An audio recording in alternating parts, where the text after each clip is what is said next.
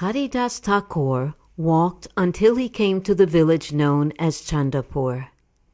There he stayed at the house of Balaram Acharya. Purport by Srila Prabhupada. Chandapur is just east of the house of the two brothers, Govardhan and Hiranya, the father and uncle of Raghunath Das Goswami, respectively.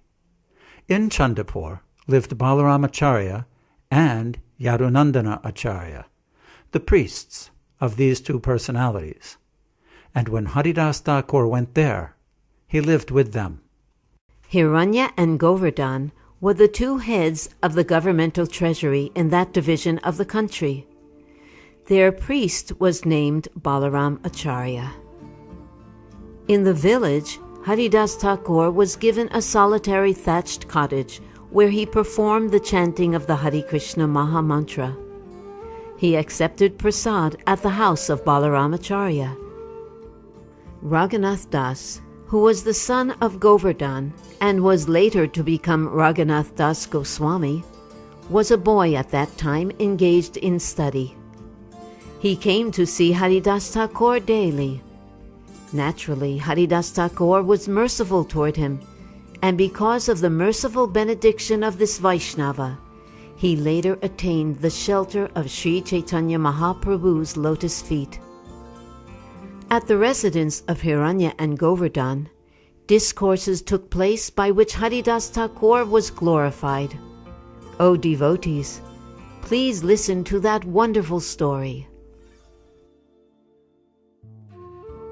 One day, Balaram Acharya requested Haridas Thakur with great humility to come to the assembly of the Majumdaras, Hiranya and Govardhan. Thus Balaram Acharya went there with Haridas Thakur. Seeing Haridas Thakur, the two brothers immediately stood up and fell at his lotus feet. Then, with great respect, they offered him a place to sit. In that assembly were many learned scholars, brahmanas, and respectable gentlemen. The two brothers, Hiranya and Govardhan, were also greatly learned. Everyone there began to speak of Haridas Thakur's great qualities as if they had 5 mouths. Hearing this, both brothers were extremely happy.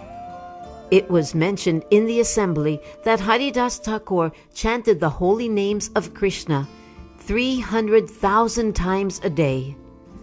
Thus all the learned scholars began to discuss the glories of the holy name. Some of them said, "By chanting the holy name of the Lord, one is freed from the reactions of all sinful life." Others said, "Simply by chanting the holy name of the Lord, a living being is liberated from material bondage." Haridas Thakur protested. These two benedictions are not the true result of chanting the holy name. Actually, by chanting the holy name without offenses, one awakens his ecstatic love for the lotus feet of Krishna. This is confirmed by a verse from the Srimad Bhagavatam, 11:2-40. When a person is actually advanced and takes pleasure in chanting the holy name of the Lord, who is very dear to him, he is agitated and loudly chants the holy name. He also laughs, cries, becomes agitated, and chants just like a madman, not caring for outsiders. Liberation and extinction from the reactions of sinful life are two concomitant byproducts of chanting the holy name of the Lord. An example is found in the gleams of the morning sunlight, as suggested in this verse, found in the Padyavali.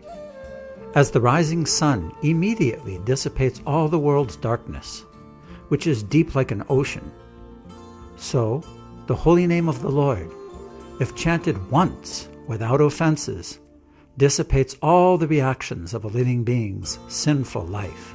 All glories to that holy name of the Lord, which is auspicious for the entire world. After reciting this verse, Haridas Thakur said, O learned scholars, please explain the meaning of this verse.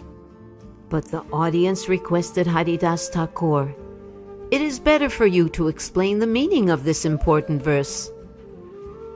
Haridas Thakur explained, As the sun begins to rise, even before it is visible, it dissipates the darkness of night. With the first glimpse of sunlight, fear of thieves, ghosts, and demons immediately disappears. And when the sun is actually visible, everything is manifest, and everyone begins performing his religious activities and regulative duties. Similarly, the first hint that offenseless chanting of the Lord's holy name has awakened dissipates the reactions of sinful life immediately. And when one chants the holy name offenselessly, one awakens to service in ecstatic love at the lotus feet of Krishna. Liberation is the insignificant result derived from a glimpse of the awakening of offenseless chanting of the holy name. This is explained in the 6th canto of Srimad Bhagavatam. While dying, Ajamil chanted the holy name of the Lord, intending to call his son Narayan. Nevertheless, he attained the spiritual world. What then to speak of those who chant the holy name with faith and reverence? Haridas continued, Liberation, which is unacceptable for a pure devotee, is always offered by Krishna without difficulty, as explained by Lord Kapiladev. My devotees do not accept Salokya, Sharsti, Swarupya, Samipya, or oneness with me, even if I offer these liberations, in preference to serving me. At the house of Hiranya and Govardhan Majumdara, a person named Gopala Chakravarti was officially the chief tax collector. His duty as chief tax collector was to collect 1,200,000 coins to deposit in the treasury of the emperor. He had handsome bodily features and was learned and youthful, but he could not tolerate the statement that simply by glimpsing the awakening of the Lord's holy name, one can attain liberation. This young man, Gopala Chakravarti, became very angry upon hearing the statements of Haridas Thakur. He immediately criticized him. "O assembly of learned scholars," he said, "just hear the conclusion of this emotional devotee. After many millions upon millions of births, when one is complete in absolute knowledge, one still may not attain liberation. Yet this man says that one may attain it simply by the awakening of a glimpse of the holy name." Haridas Thakur said, Why are you doubtful? The revealed scriptures say that one can attain liberation simply by a glimpse of offenseless chanting of the holy name. For a devotee who enjoys the transcendental bliss of devotional service, liberation is most insignificant. Therefore, pure devotees never desire to achieve liberation. Evidence of this is stated in the Hari Bhakti Sudhodaya. My dear Lord, O Master of the universe, since I have directly seen you, my transcendental bliss has taken the shape of a great ocean.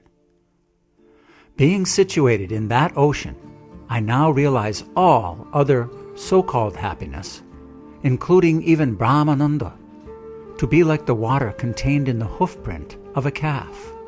Gopala Chakravarti angrily said, "If one is not liberated by Namabas, then you may be certain that I shall cut off your nose." Then Haridas Thakur accepted the challenge offered by Gopala Chakravarti. If by Namabas liberation is not available, certainly I shall cut off my own nose. All the members of the assembly who had heard the challenge were greatly agitated, and they got up, making a tumultuous sound. Hiranya and Govardhan Majumdara both immediately chastised the Brahmana tax collector. The priest named Balaramacharya also chastised Gopala Chakravarti. He said, You are a foolish logician. What do you know about devotional service to the Lord? Purport by Srila Prabhupada. The philosophy enunciated by the Mayavadis is called Gata Patiya, pot and earth philosophy. According to this philosophy, everything is one.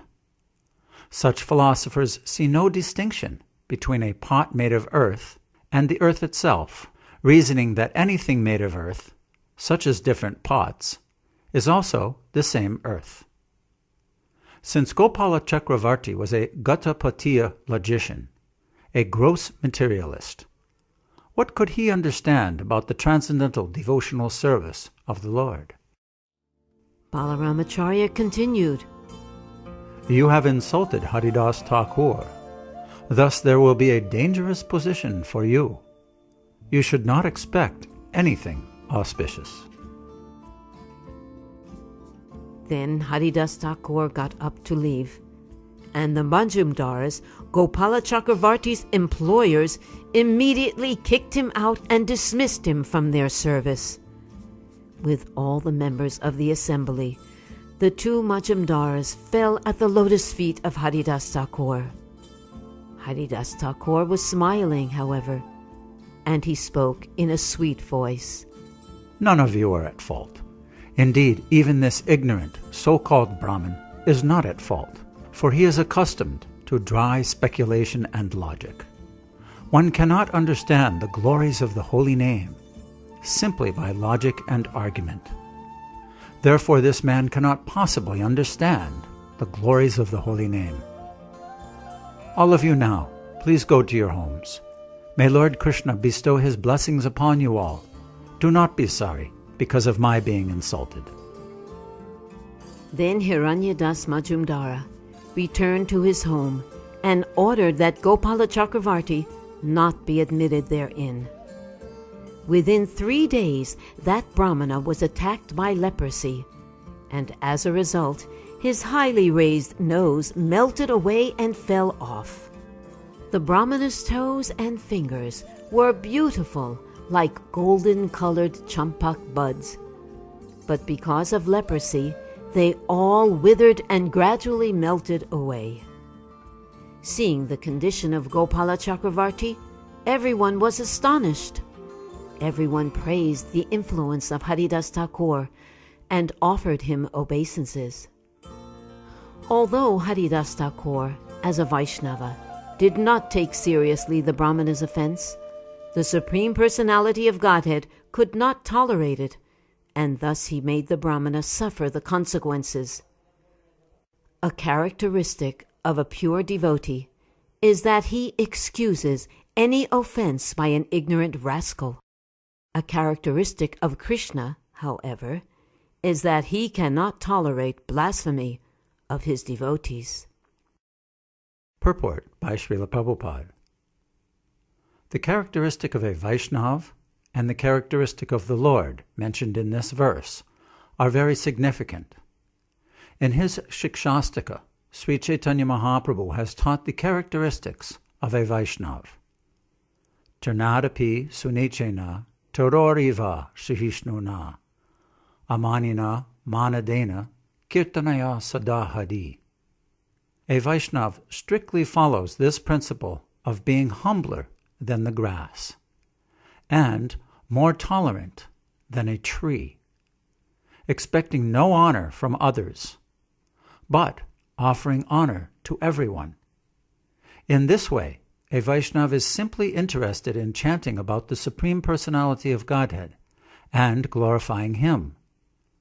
Haridas Thakur epitomized this foremost order of Vaishnavism. Krishna, however, cannot tolerate any insults or blasphemy against a Vaishnav. For example, Prahlad Maharaj was chastised by his father, Hiranyakasipu, in so many ways. But although Prahlad tolerated this, Krishna did not.